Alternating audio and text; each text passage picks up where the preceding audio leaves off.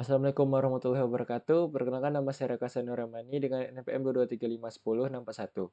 Kali ini saya akan menjelaskan ulang atau mereview ulang materi yang diberikan oleh Hasdos kami yang bertemakan adalah konfigurasi VLAN dan trunkingnya. Nah, pertama-tama kita harus memahami apa konsep dasarnya. VLAN adalah singkatan dari Virtual Local Area Network, yaitu di mana teknologi yang memungkinkan kita membagi jaringan layer 2 menjadi segmen yang lebih kecil dan lebih aman. VLAN membantu mengurangi domain broadcast, meningkatkan performa, dan memberikan kontrol komunikasi antar host. Nah, sedangkan trunking itu adalah metode untuk mengirim lalu lintas dari beberapa VLAN melalui satu koneksi fisik antar switch menggunakan protokol seperti 802.1Q. Nah, di sini kita bisa melihat kita memiliki topologi yang telah ditetapkan, yaitu seperti topologi bus, yang dimana PC A terhubung ke switch 1 yang dinamakan S1 di sini, yang menggunakan Ethernet 06. Sedangkan PC B terhubung dengan S2 atau switch 2 yang menggunakan 0/18. Nah, kedua PC yang terhubung terhadap switch ini itu menggunakan kabel SRAC dikarenakan itu adalah dua perangkat yang berbeda. Sedangkan switch 1 dan switch 2 ini yang dimana terhubung pada Ethernet 01 menggunakan kabel cross dikarenakan ini adalah perangkat yang sama.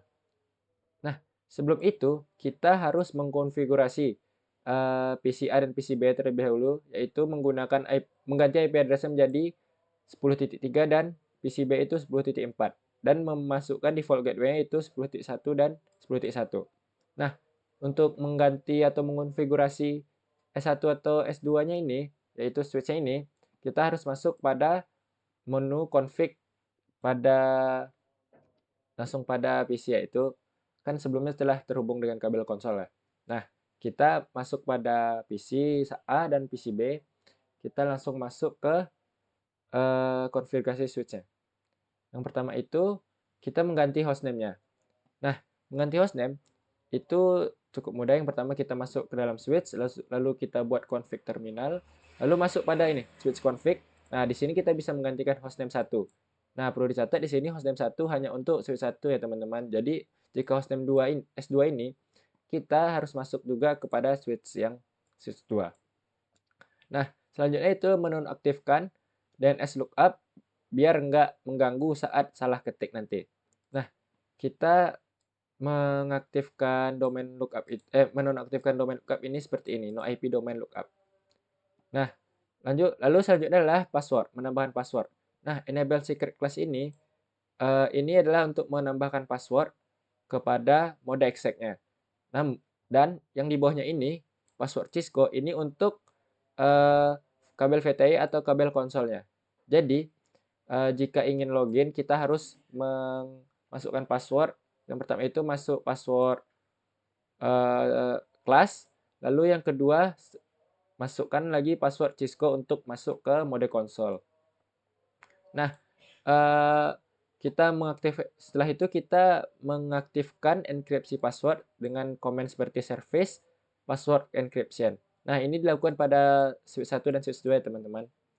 Nah, lalu selanjutnya kita menambahkan banner MOTD yang memberikan peringatan jika ada user atau yang tidak diizinkan masuk atau dia memasukkan password yang salah, kita akan mengeluarkan authorized user only ini. Nah, maksud saya komen ya, ini seperti banner MOTD close dollar authorized user only dollar. Nah, ini yang akan tampil jika ada sesuatu atau penyusup itu ini adalah ini text authorized user only. Nah, selanjutnya itu kita masuk pada konfigurasi dasar untuk mengatur IP pada S1 dan S2. Nah, yang dimana kita memasukkan comment interface VLAN 1, lalu IP address yang dimana ini IP address yang ditunjukkan pada tabel sebelumnya. Lalu kita melakukan no shutdown. Maaf. Lalu selanjutnya kita melakukan no shutdown untuk semua interface yang tidak digunakan, lalu simpan konfigurasi dengan copy running astagfirullah copy running config startup config.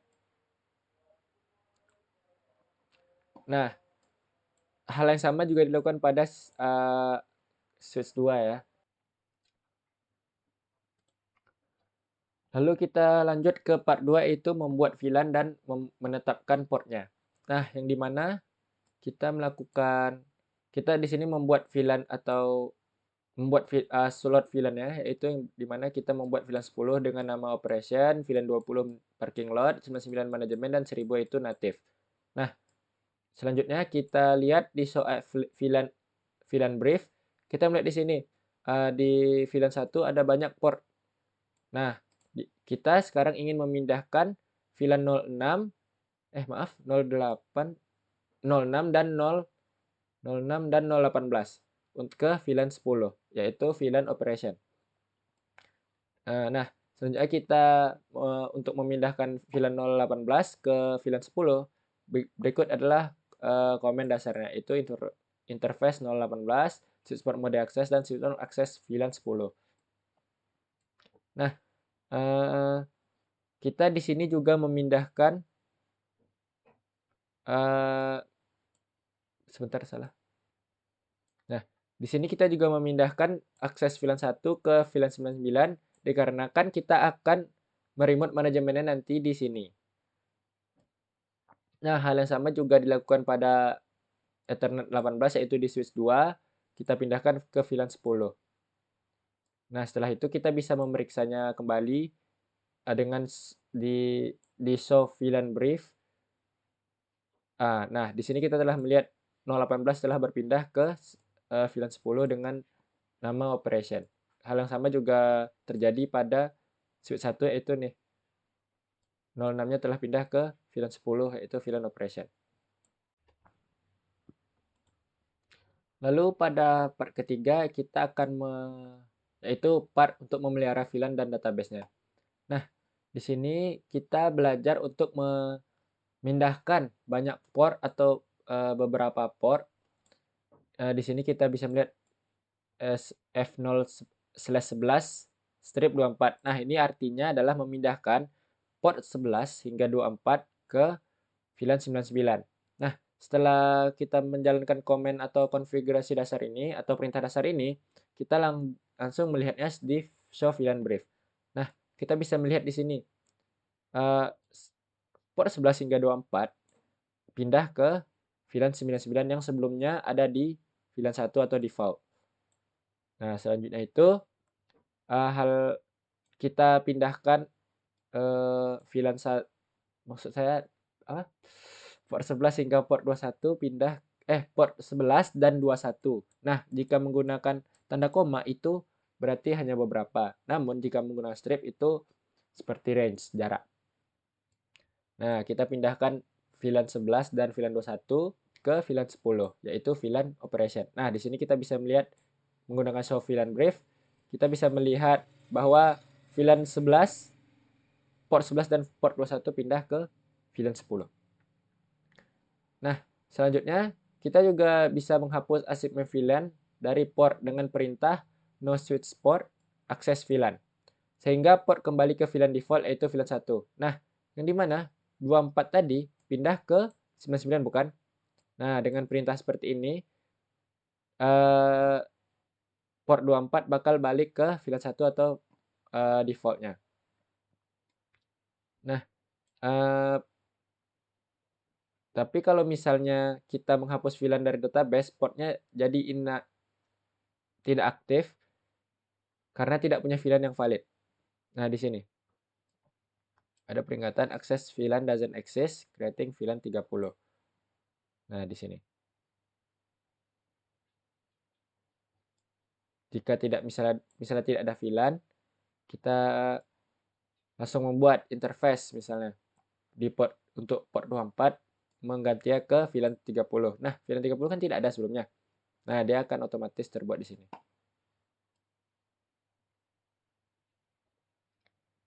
Nah, jadi untuk menghapusnya, untuk menghapus perintah penghapusan VLAN 30 yang tidak valid tadi, kita tinggal masukkan komen atau perintah yaitu no VLAN 30 lalu end. Nah, setelah kita melihat show VLAN brief, ini akan kembali seperti normal. 1, 10, 20 dan 99 yang kita tambahkan tadi. Nah, karena port 24 telah terhubung ke VLAN 30 dan VLAN 30 dihapus tadi, jadi port 24 itu hilang atau tidak aktif. Nah, cara untuk mengaktifkannya kembali yaitu dengan interface 024 port 24 kita buat no switch for access VLAN lalu N. Nah, kita bisa melihat kembali dengan show VLAN brief dia akan dia akan aktif lagi pada VLAN 1 atau VLAN default.